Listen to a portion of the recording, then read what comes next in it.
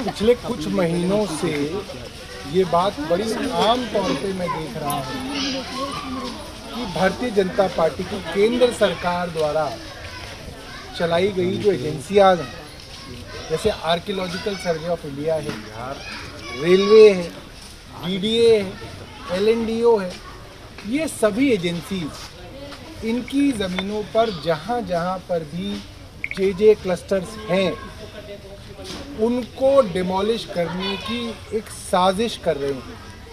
हालांकि देश का कानून और दिल्ली का कानून बहुत साफ है कि जो पुराने जे क्लस्टर्स हैं दिल्ली में वो दिल्ली सरकार द्वारा लिस्टेड हैं। उन क्लस्टर्स की लिस्ट कोर्ट्स के पास है, यानी कि ये क्लस्टर इतने पुराने हैं कि कानूनी तौर पे आप उनको उजाड़ नहीं सकते।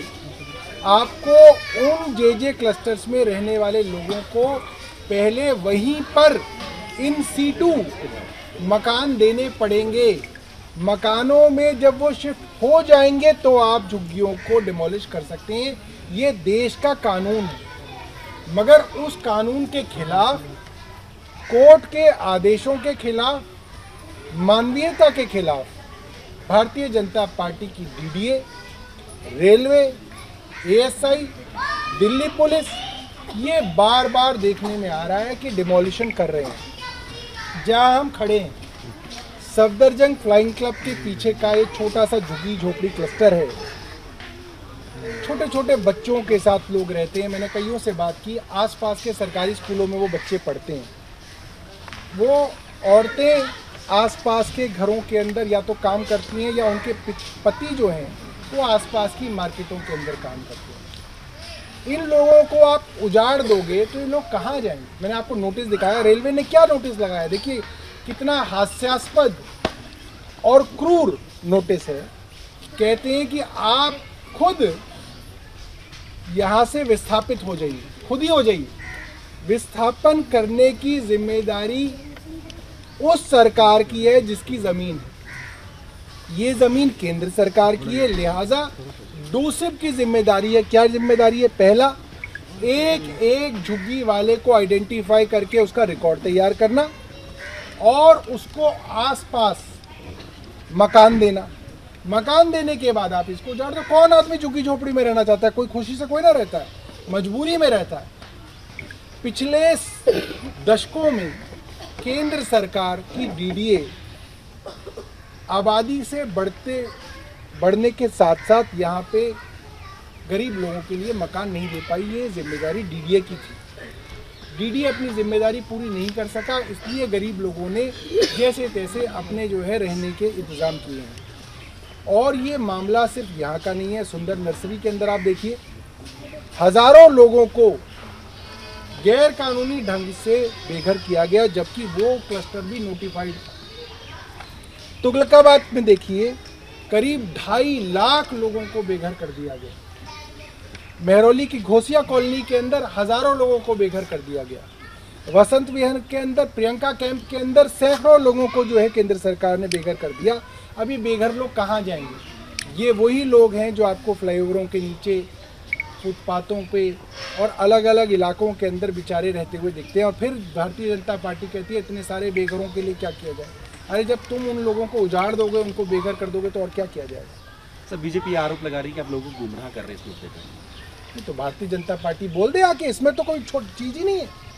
एक एक झुग्गी पे भारतीय जनता पार्टी के वर्करों ने भगवान राम का तो एक स्टिकर लगा रखा है, राम जन्मभूमि का, सबने देखा।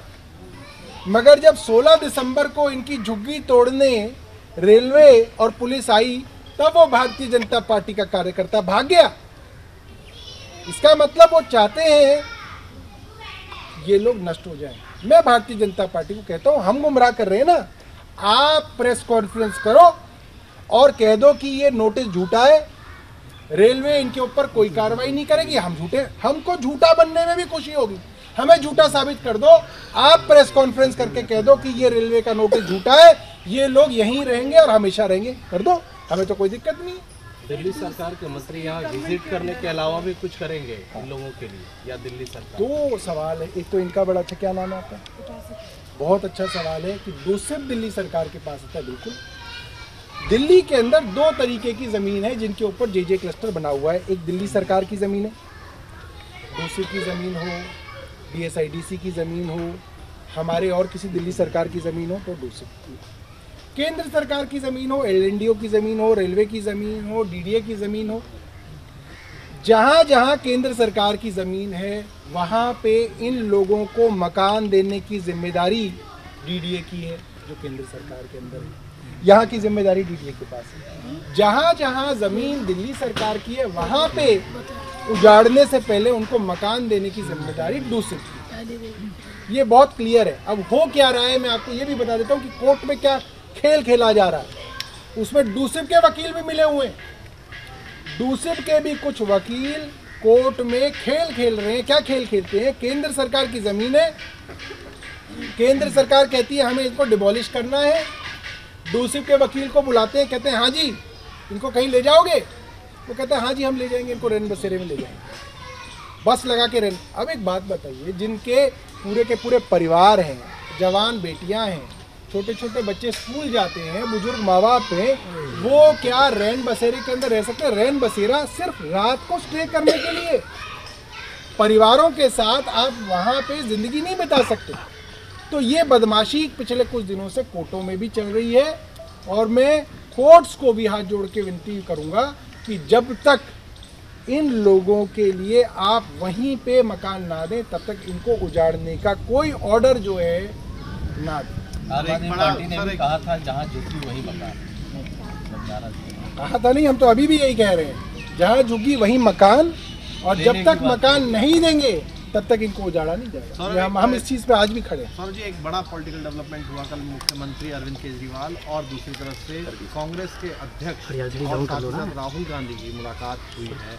क्या ये बताया कि ये कहा जा रहा है कि जो अलायंस था वो सील पैक हो गया है और सीट शेयरिंग पर भी सारी बात हो गई है? क्या रहा बैठक के अंदर? देखिए, मेरे को इसकी जानकारी नहीं है कि उनकी बैठक के अंदर क्या मुलाकात हुई। मोटे तौर पे मुझे पता है कि बहुत अच्छे माहौल के अंदर बातचीत हुई, दोनों नेताओं ने इंडिया अलायंस को आगे बढ़ाने के लिए चर्चा की और सकारात्मक चर्चा की।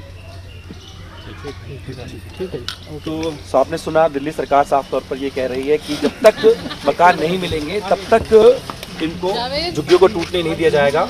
और यही वजह है कि आम आदमी पार्टी ने एक अभियान चलाया है कि दिल्ली के अंदर घर बचाओ बीजेपी हटाओ। और पहले आपको दिखाया हमने कि किस तरीके से आतिशी पहुंची, और अब देखिए सौरभ भारद्वाज जो है दिल्ली सरकार मंत्री, वो भी यहाँ पर पहुँचे हैं। सफदरजंग के इलाके में ये झुग्गियाँ बनी हुई हैं। देखिए लोगों के बीच में जाकर ये संदेश देने की कोशिश कर रहे हैं कि बीजेपी के जो वादे हैं और उनके कहने और करने में बहुत अंतर होता है।